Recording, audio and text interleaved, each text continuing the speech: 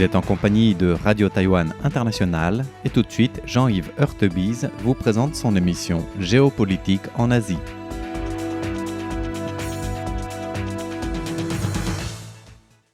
Chers auditeurs de Radio Taïwan International, RTI, bonjour pour ce nouveau podcast de notre émission Géopolitique en Asie. Nous allons faire un point sur la situation géoéconomique entre la Chine et l'Europe et afin de mettre en relief et en perspective les différents événements qui se sont produits ces derniers mois. Et notamment un des deux sommets européens auxquels la Chine n'a pas participé, mais à laquelle elle était au cœur, et les discussions aujourd'hui en cours au niveau de l'impact de l'économie chinoise dans le monde, ce qu'on appelle le choc chinois 2.0. On va discuter un peu de tout ça. Alors, tout d'abord, revenons donc sur ces deux événements. Donc, ce sera un podcast en deux épisodes, à savoir le sommet du G7 à Évian, le 15-17 juin, le Conseil européen à Bruxelles, le 18-19 juin. La Chine n'avait pas participé au sommet, mais elle était au centre des débats.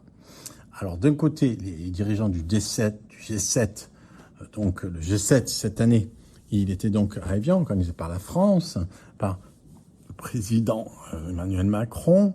Donc les dirigeants du G7 se sont entendus pour renforcer leur coordination afin de réduire la dépendance de leur pays vis-à-vis de la Chine pour les minéraux critiques. Donc ça, c'est quelque chose qui, en fait, est une préoccupation de long cours.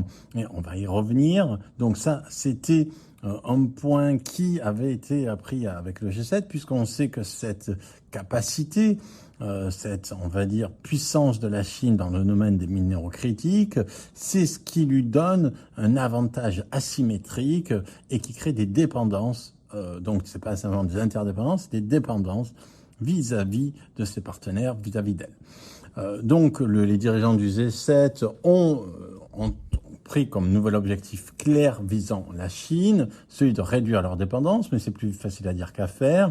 Donc pour ce faire, ils prévoient d'harmoniser leurs stocks, de conférer un rôle élargi à l'Agence internationale de l'énergie et de diversifier leur approvisionnement en métaux essentiels à la défense, aux technologies et aux énergies renouvelables. Car en effet, ces matériaux critiques, ce sont en effet ceux qui sont à la pointe aujourd'hui des préoccupations, on va dire, de premier plan, c'est vrai, les préoccupations géopolitiques avec les guerres qui aujourd'hui sont disséminées, donc évidemment en Ukraine, évidemment en Iran, et on sait que de plus en plus la guerre électronique, la guerre des drones demande un accès à ces métaux essentiels et aussi évidemment les technologies, l'IA, les énergies renouvelables, tout cela qui en fait participe à l'économie, on va dire à la fois d'aujourd'hui et de demain.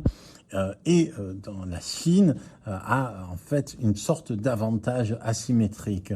Alors, sans nommer la Chine, les dirigeants du G7 avaient déclaré qu'ils visaient à réduire la dépendance à l'égard de tout fournisseur en dehors du G7 et des pays partenaires, donc c'est clairement la Chine, pour les terres rares et les éléments permanents à moins de 60% d'ici 2030, avec un objectif ultime de 50% des copies. Donc on voit qu'en fait, réduire la dépendance, c'est essayer d'être dépendant à moins de 60%, et déjà, c'est un objectif qui en fait paraît très difficile à atteindre. Pourquoi ? Parce que cet objectif de 60% de non-dépendance, de 60% de dépendance seulement aux terres rares et aux aimants permanents.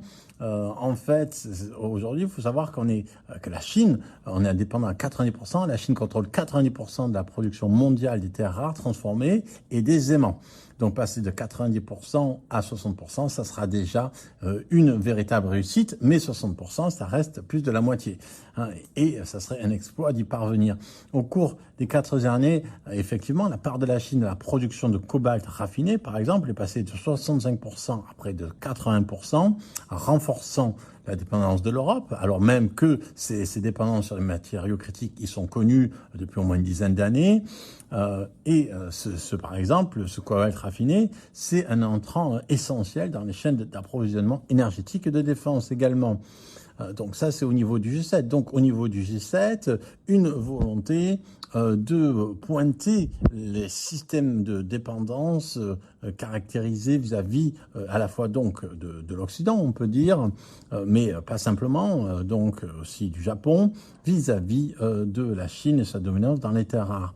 Alors ensuite, du côté européen, donc à l'issue de la réunion du Conseil européen du 19 juin 2026, la présidente de la Commission von der Leyen avait donc fait une conférence de presse conjointe avec le président du Conseil, Costa, en se voulant à la fois franche sur le diagnostic, mais et rassurante sur la méthode, mais on va dire en mettant aussi un certain délai dans l'application. On va voir. Donc l'idée c'était qu'il s'agissait aussi de faire une sorte d'harmonisation entre les préoccupations du G7 et les directives européennes. Et donc, je cite les propos de von der Leyen à ce moment-là.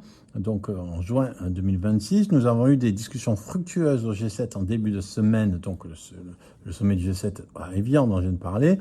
Et hier soir, un échange constructif a porté sur les surcapacités structurelles et leur impact sur les équilibres mondiaux. Alors, quand on parle de surcapacité structurelle, la Chine n'est pas nommée directement ici, dans cette phrase, mais c'est évidemment à ce qu'on passe. Et d'ailleurs, von der Leyen fait un constat extrêmement précis. Ces 5 dernières années, les importations chinoises dans l'Union européenne ont augmenté de 45%. L'an dernier, l'Union européenne a enregistré son plus important déficit commercial historique avec la Chine, 360 milliards d'euros. Cela représente un déficit d'1 milliard d'euros par jour.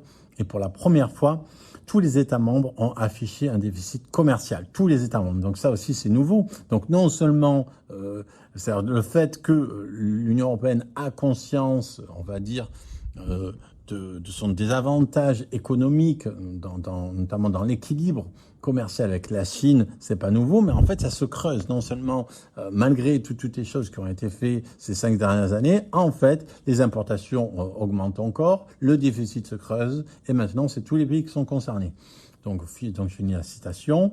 Nous savons que nous devons agir pour renforcer notre compétitivité, mais nous devons aussi nous attaquer aux déséquilibres mondiaux. Nos discussions ont clairement démontré la nécessité de poursuivre la diversification et de réduire les risques liés à nos relations internationales, diplomatiques, politiques, géopolitiques. D'une part, nous devons éviter les dépendances susceptibles d'être instrumentalisées. Là, on revient sur la question des matières rares, la question des matériaux critiques, et d'autre part, donc d'une part, nous devons éviter les dépendances susceptibles d'être instrumentalisées, et d'autre part, la question des équilibres commerciaux. Cela signifie, pour continuer la citation, que nous accélérerons la réduction des risques et non le découplage. Donc ce qu'on appelle la différence entre dérisquer et découpler. Il ne s'agit pas de se découpler de la Chine, mais il s'agit de dérisquer là où il y a matière à dépendance qui met en cause la souveraineté des pays européens et de l'Europe en son ensemble. D'autre part, nous continuerons de protéger notre marché contre les pratiques déloyales. Donc ici, c'est la question des subventions, la question du dumping. L'Europe s'est déjà dotée d'une panoplie d'outils considérables ces dernières années. Il nous faut désormais les utiliser de manière plus proactive et stratégique pour défendre nos intérêts européens. Donc ici, on voit qu'en fait, ce discours, il est un peu, on va dire, un peu mi-figue mi-raisin, parce que d'un côté, il y a évidemment une conscience de que la situation est grave et préoccupante, mais en disant qu'il y a toute la panoplie des outils disponibles, ça signifie que c'est inutile de lancer une nouvelle procédure, ça signifie que c'est inutile de rajouter encore un élément de contrôle, de dérisquage par rapport à la Chine. Alors, les dirigeants de l'Union européenne, ils ont apporté leur soutien à la Commission européenne dans le renforcement de sa panoplie de mesures de défense commerciale existantes, mais en même temps, en s'abstenant de prendre des mesures concrètes face à la concurrence chinoise. Ils ont donc privilégié, pour l'instant, la préparation à la confrontation, en remontant, en fait, en promettant de reprendre le débat lors du sommet du Conseil européen en octobre. On reviendra à ce moment-là.